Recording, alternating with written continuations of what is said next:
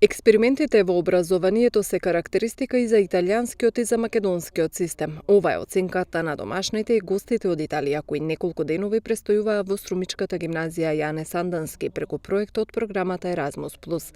Според директорката на гимназијата, знаењето на нашите ученици е неприкосновено. Единствено нивното неснаоѓање на меѓународните тестови го поврзува со многобројните експерименти кои што ги претрпува образовниот систем. Тоа што мене ме радува е дека она што е најмногу потребно, а тоа е интелектуалниот потенцијал на децата и текако го имаме.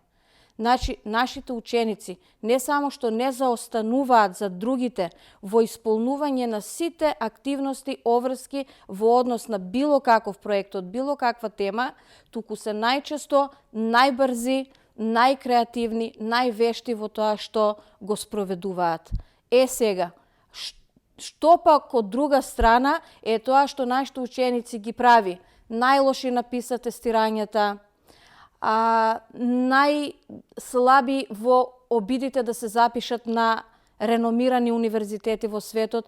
Мислам дека тоа се должи, а тоа успеав и да си го потврдам на овие размени, на овие патувања, дека тоа се должи на неуспешните обиди за трансформација, успешна трансформација на нашиот образовен систем.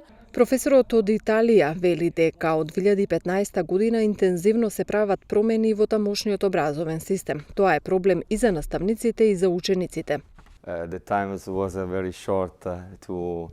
Ние многу експериментираме, има многу промени, особено од 2015 година, откако почнавме да го иновираме нашиот систем.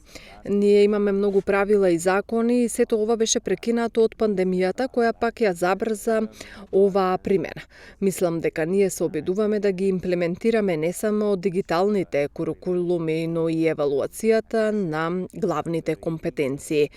Она што мислам дека и главна карактеристика на италијанскиот систем. Се разбира, сега имаме многу пари, многу фондови од Европската Унија, само за да воведеме нови наставни програми и методологии во насока на роботика, вештачка интелигенција, 3D принтинг и други методологии. Но сето ова доаѓа како брза река, сосема неочекувано и тешко е да се менаџира. И за директорите, но и за наставниците. Оптоварени сме со многу обуки. Најдобро би било кога ќе имаме помалку часови, а повеќе време за истражување.